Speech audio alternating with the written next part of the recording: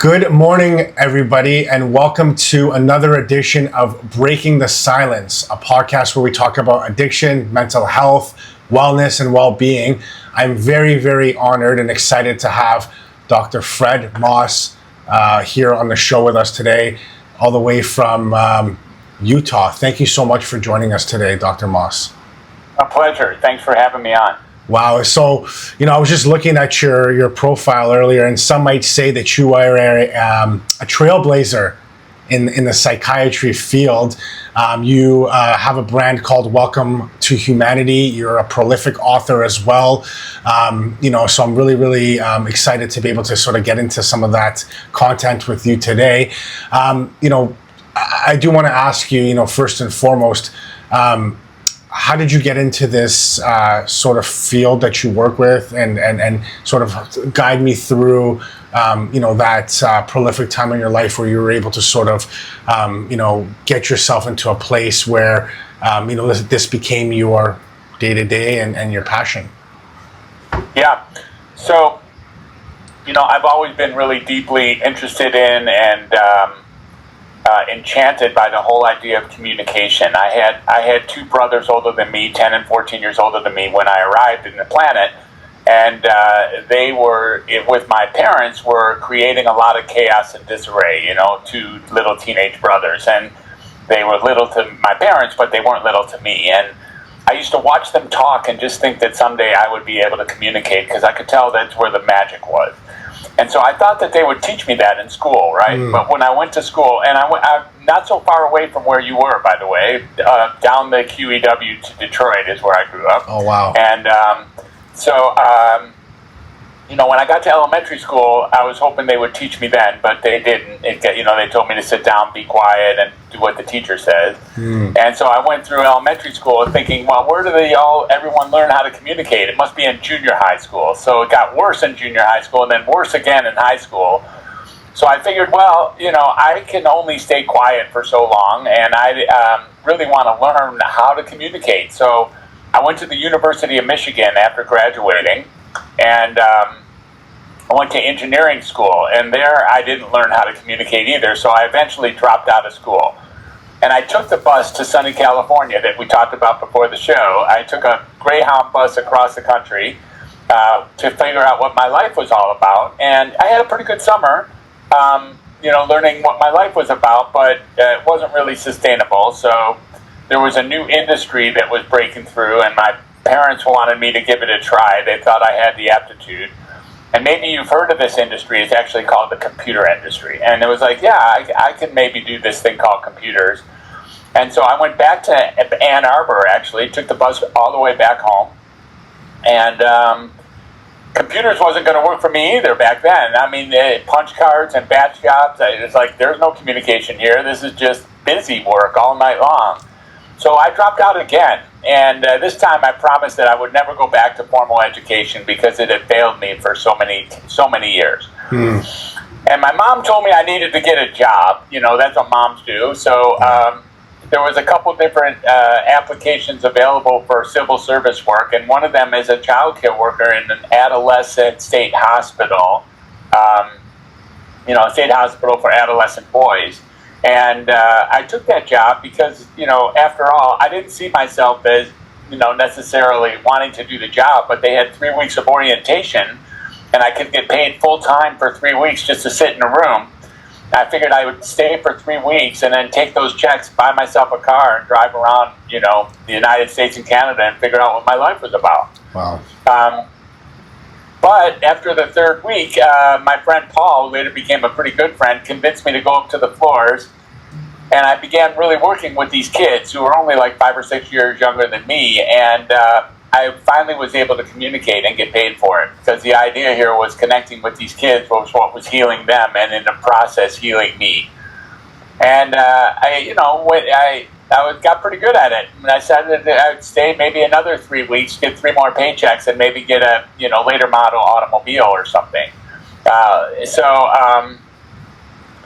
After those 3 weeks, I decided to stay another 3 weeks, and another 3 weeks, and another 3 weeks, and pretty soon it's gone 45 plus years, staying another 3 weeks in chunks. And the whole idea is I'm still looking to get what my life is all about, for sure. And I'm still planning to quit in 3 weeks. I've been doing that for 45 years. And, so I've been in psychiatry. I went back to school one more time because I really hated the direction that psychiatry was taking. It didn't make sense to me that people were, pathologizing people and actually making, like, if you were uncomfortable in this world, that meant there was something wrong with you. I didn't like that. I didn't like the whole idea of diagnosis. I definitely didn't like the idea of medicating people, but I went in because I thought I could bring none other than communication into the center of that field. So that's what I've been doing, but it's not been a very good fit for all of these decades because they don't want psychiatrists to actually communicate. The system doesn't ask me to communicate. If you look up psychiatry in Google, what you'll find is the job of a psychiatrist is to diagnose and medicate. And I hate doing both of those things, and I've hated it since the very beginning. But I've had, tens of thousands of patients, and have written over 100,000 prescriptions and renewals, anyways. And it's been a hard ride for me because it's a soul sacrifice. It's a heartache. It's a heartbreak. And over these last few years, I decided that, I did some work inside of the world of addiction. I did some very good work in 2006 where I began to take people off of medications and see how they did. And when they came off their medications, they got better. They got reliably and profoundly better. And then I began to do a lot of work with Suboxone and a lot of work with the addicted population in Cincinnati, Ohio. And there, I was involved with some 12-step work and really helping people on the streets. And most of my referrals were coming from the streets. I really appreciated that work because what was required in that work, again, was not medication and not diagnosis, but communication, being honest, to thine own self be true, like that was really important. And so communicating and effectively, again, became the treatment of choice. And as the years went on, I just began to see that I was, being misaligned, that I was being duplicitous. And so that's how Welcome to Humanity got created. The idea being that, life is very difficult. It's very challenging. And every day it's, if we actually define our life by what's going on in our outside world, we're going to be left in a quandary. It was Krishnamurti who said, it is no sign of mental health to be well adjusted to a profoundly sick society. And I really get that. There's nothing wrong with being uncomfortable. It's okay. If you're uncomfortable, that's fine. That's actually the space you're supposed to be in at this point. There's nothing wrong with having unpleasant moods or even, being different than others or being anxious or being afraid or being awkward or being distracted. But it doesn't mean that there's something wrong with you that needs to be fixed at all. It just means that you're living inside the human condition, and that's where Welcome to Humanity came through. And then I had other things that I had done, like, the Creative 8 was showing people that if you're creative, your symptoms actually disappear. This was my first book. So your symptoms can disappear while you're being creative, or the symptoms, the experiences can be reduced, the impact of the experiences. And I began to look at ways to really help people get their stability or optimize their life or get stable, get grounded to their core, become authentic, become genuine, and actually say what's important to them and be around people who are bringing them joy rather than around people who bring them pain and suffering. Now, suffering is something that we all get to experience like every day. And we've already talked about a couple things that have happened in the news in the last few days here. I'm in Utah visiting, and there was an assassination just 8 miles away yesterday.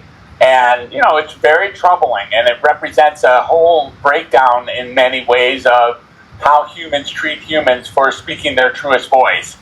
But who I really am is a proponent for people to communicate effectively, communicate honestly, authentically, like, genuine, core, resonating, harmonic communication with other humans. Because given all the experiences that we have to go through, we can't do this alone. And if we're just going to separate people out who think differently than us or who disagree with us on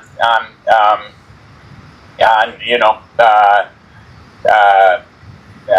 on important points in the world, if we're actually just going to stop listening and disregard these people, through divisive topics that often come up in the world of politics, in the world of religion or gender or race, or in the world of even of climate change or trafficking or wars around the world. We have to be able to somehow get in the trenches with each other and communicate. Otherwise, really, Alan,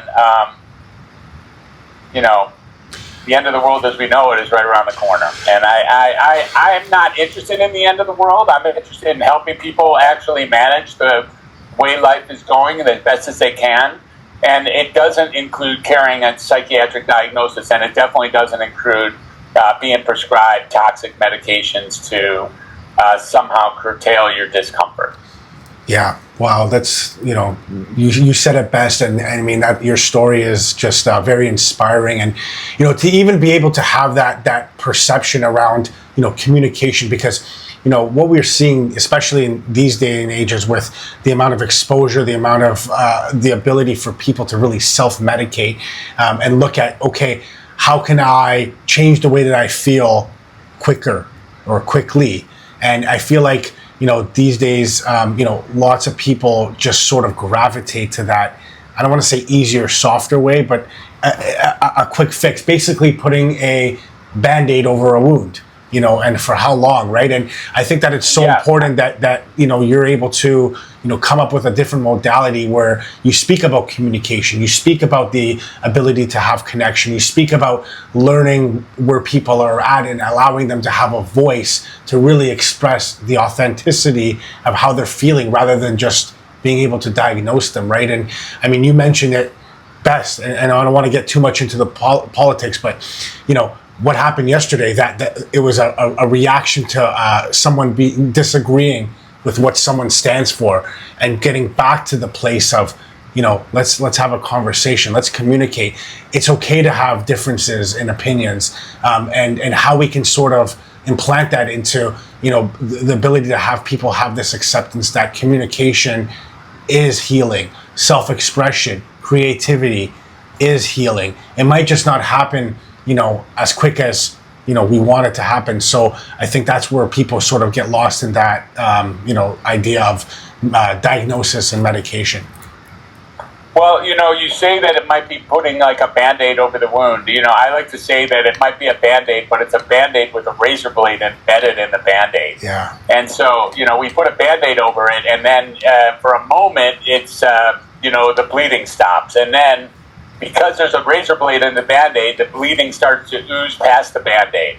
And, the things actually get worse with these immediate fixes, these, things that curtail the frustration tolerance. And they're like, we'll call them dopamine bumps. But indeed, they are changes in the way that we're thinking. So whether we take on any of our addictions, like inside of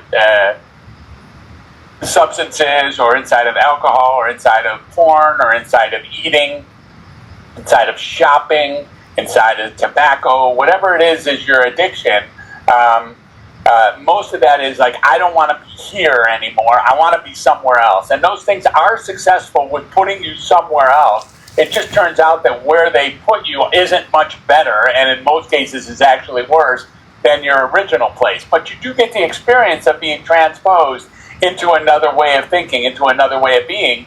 And that feels good for a moment, because it's not where the pain actually emanated from, where the natural pain actually emanated from. So you get to transpose your experience, only to realize that experience, whatever the new one is, isn't very effective in giving you a life that works either. So I've done some research over the time, over all of these 45 years, compiling things that really actually do work. And they're called the Moss method.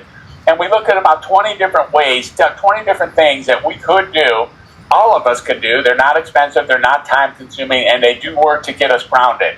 Things like meditation, things like gratitude, things like nutrition and hydration, things like nature and creativity, spirituality, service, watching our sleep hygiene, pampering ourselves, having core conversations with people. enjoying our pets even for unconditional love. There's a lot of things that we can do, including really just noticing how beautiful the world can be and really is behind all the nonsense that humans are creating within and about each other, threatening, in fact, to put an end to society as we know it. And we're going to be the ones who do it. That's the thing. It's not going to be them. It's not them who are making us do what we do. We actually have an opportunity to be who we are. We don't have to do that which we think we are being forced to do. We're not being forced to do anything. We can be human. We can, in the next moment, you can say, be, or think something new that you've never thought before and go in a different direction. No matter who you are, even if you have a heroin addiction, even if you have, a habit formation that up until now has been your go-to, it does not have to remain your go-to. And there's ways to really step in and find that true self of yours, find your true voice, which is the name of my second book, and really step in and take on your humanity and using these tools and using these practices, actually be the great human being that you know yourself to be inside of a world filled, literally filled, and getting fuller each and every day with chaos and disarray. Yeah, no, for sure. And I think you hit on a couple points there that really are impactful.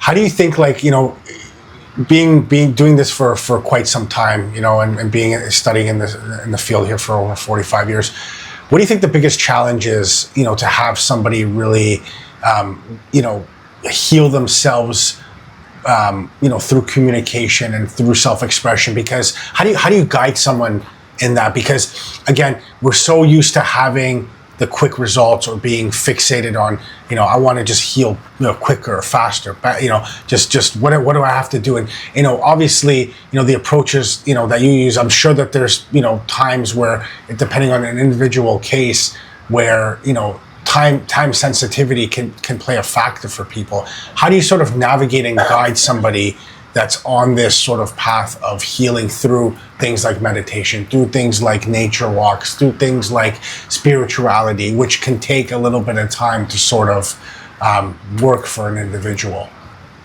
Yeah, I think that we can get instantaneous results. That's the whole idea of another thing that I've created that I'm really immersing myself in. They call me the undoctor. And as the undoctor, I undiagnose people, I unmedicate people, and then I undoctrinate people, pulling them through and away from the psychiatric industrial complex so they can get their life back.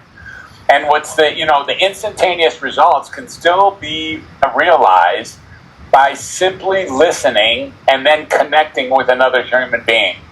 I don't know about you, but I've done some work inside of the institutions, inside of maximum security prisons, inside of inpatient units and nursing homes, inside of rehab units, closed and open, inside of partial hospital programs, and three-quarter houses and halfway houses and orphanages and homeless shelters. I've had leadership roles in all of those areas, and the one thing that I've noticed is that when I connect with somebody, when I allow myself to actually get over there and hear and listen and be with whatever it is that they're communicating, and then communicate effectively and authentically with them, there is a magic that happens at that moment that is for permanent healing. Like there's an experience that takes place there that is a transposition to another way of being, but it doesn't have all the negative sort of side effects or the negative ramifications that some of the typical, drug addictions or porn addictions, sex addictions, etc., have. Just in the experience of connecting, of communicating, of conversation with another person, where I get you or you get me, and healing happens for both of us from that experience. I should say that I learned that experience while I was working as a childcare worker. As I told you, when on that fourth week, when I finally went up to the floors, and then the 45 years that have pursued since then, what I learned is that when I connect with people as if I care about them, as if they're just another human soul, tumbling, bumbling, and stumbling through the world that we have, which is extremely difficult, extremely challenging, lots of obstacles, lots of hurdles. When I can connect with somebody, then healing happens not only for them, but it happens for me, because I'm just another fellow human trying to figure out how to put all this stuff together. And it's not simple to put it all together. You know, misery is an inherent part of life. If you know, Buddha sat under that tree for a long time, and he eventually got up from underneath the tree. You know, you have to imagine this dude sitting under a tree and figuring out life, right? Distilling it right down to the common denominators. And the one thing he wasn't able to distill down to the common denominators is that life is misery. He had to get up from underneath that tree and go, well, I guess that one's not going to be fixed. There's misery inherent in life. Yeah. And our job is to reduce or to, integrate that misery and to create a life that actually works, where we can bring love of humanity and love of life itself, and actually see that maybe there's nothing wrong with you and nothing wrong with anyone else either. Yeah, no, absolutely. I mean, you hit on some things around, you know, these ideas that, you know, people have, and that human connection, the ability to connect with another individual, to feel like, hey, I'm not alone, or hey, I'm doing this with you, or I understand what you're feeling, how you're expressing yourself, what you're going through, because, you know, I've been there. So I always like to say, like, the opposite of, you know, addiction or even mental illness is connection, is to be able to have that connection with somebody else where you don't feel like you're alone. You know, I know that you obviously, you know, we talked a little bit about, you know, shying away from medicine as a cure for mental illness.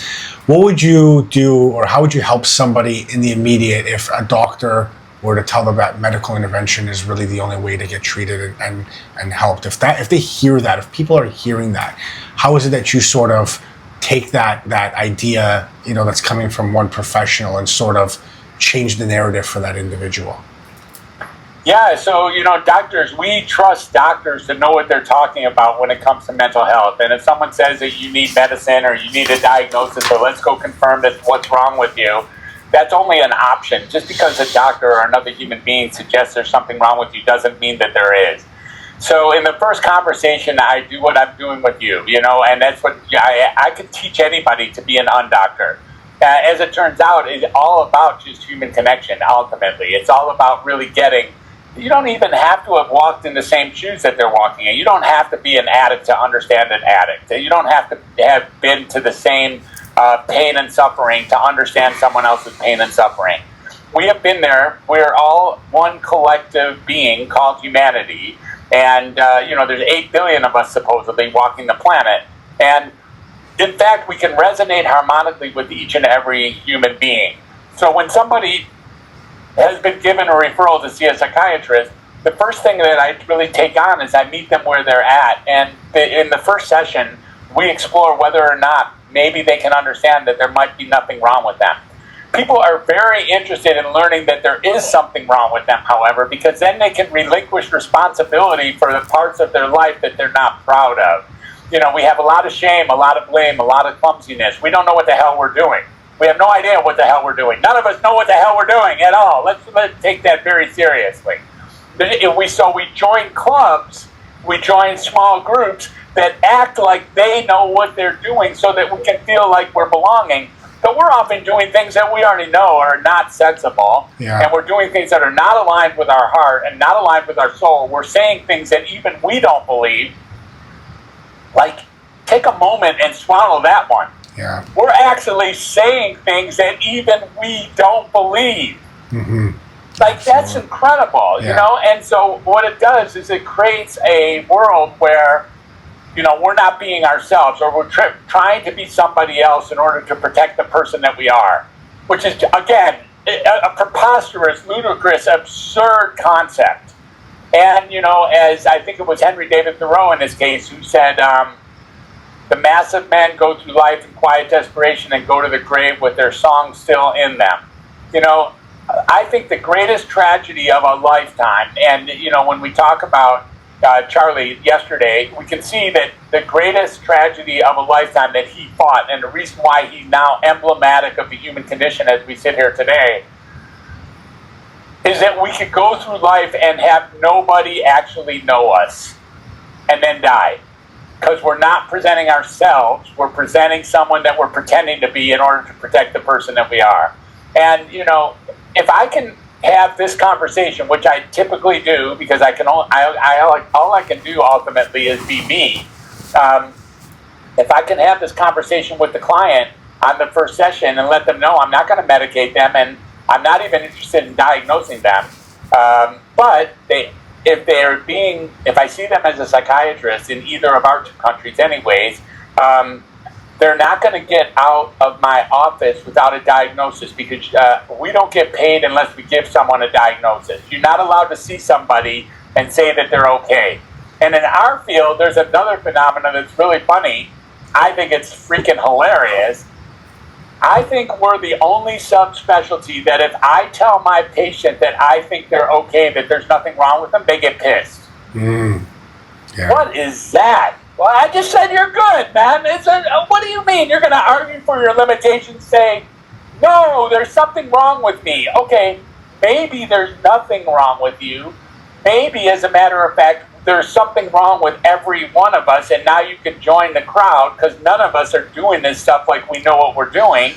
And when we can get that collective put together where really is nothing wrong with us and we can own that, that's where we start anew. All of a sudden we start looking at, well, what are some ways that I can decrease my discomfort, my misalignment, my imbalance? And the way that we can do that is this list of 20 things. Again, back to the Moss method, where we're really talking about meditation and gratitude and nature and creativity, spirituality, service, pampering and sleep hygiene and hydration and those kinds of things. And really taking a look at all these practices that can bring relief in the face of chaos. Yeah, well, a big one too, getting outside of yourself, right? So you mentioned service being a huge one, right? And it's a very huge one. It's a big 20th of the 20. It's the 20th of the 20 because if that's where it's all else doesn't work for you, or if that's the only thing you have time for, then go help anybody do anything. And watch what happens there. I mean, I think you make a very interesting point where you talk about the frustrations that people have when it almost seems like, well, please tell me what's wrong with me. I need to know what's wrong with me. Then everything starts to make sense. But really, I think a lot of times people will take an experience and allow it to shape their narrative, right? And not give themselves an ability to try again based on that experience. Like you said, tell me what's wrong with me. Maybe that's to avoid some level of responsibility, or maybe that's something that I can lean on, if things don't go the way that I think that they're going to go. And I think control and fear, and all of these components play a huge part in this. So if I'm fearful of trying something because I know that deep down inside I'm going to fail, well, maybe there's something wrong with me. Maybe you can diagnose me, and that will start to make sense because it takes away the personal responsibility, right? And we say it. There's an old saying in the literature, and I'm not going to talk about the fellowship, but my inability to accept personal responsibility, I create my own problems, right? And I think that people will use diagnoses, medication, those kinds of things to really avoid responsibility in their life, right? And I think that we're so accustomed to that because it's so easy and accessible to see a doctor, see a psychiatrist, see a medical professional, and tell me what's wrong with me. I need you to tell me what's wrong with me so that this can all make sense and why my life is going the way that it's going, right? And I think a perspective shift, and the ability to try this non-diagnosis psychiatry is something that's different.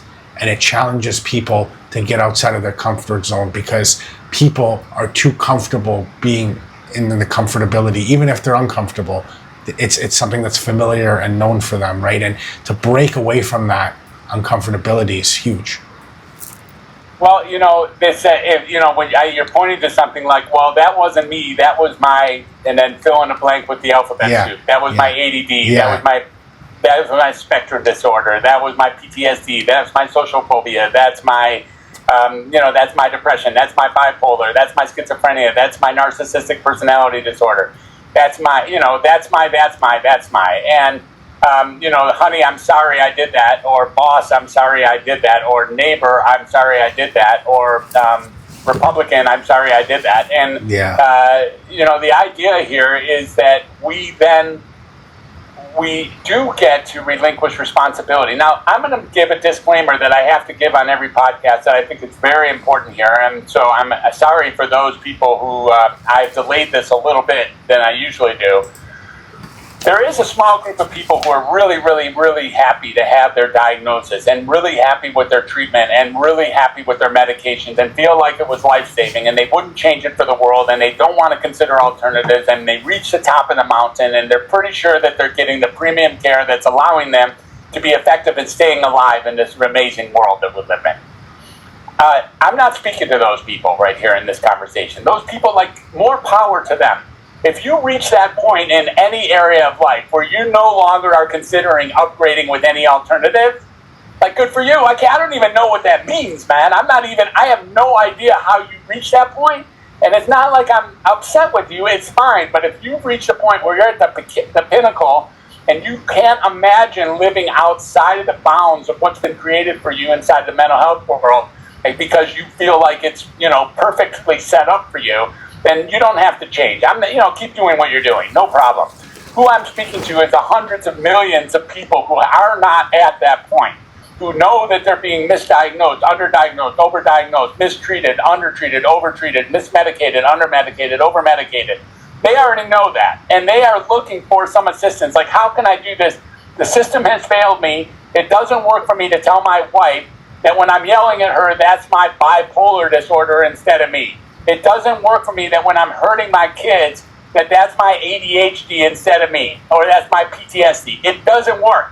That just doesn't work. And there are alternatives out there that can create collective healing between people inside of using some of the techniques that we have already spoken of in this conversation. Yeah, absolutely. There is a solution, and some powerful words. How do we break away from the narrative that we're so used to hearing about ourselves, right? And I think that you're been able to help a lot of other people break away from that narrative and try a different solution and really get comfortable with the fact that, okay, if there is something wrong with me or, there is something that's going on for me, how can I do it in a more healthy, conducive way, in a different way that doesn't require medication?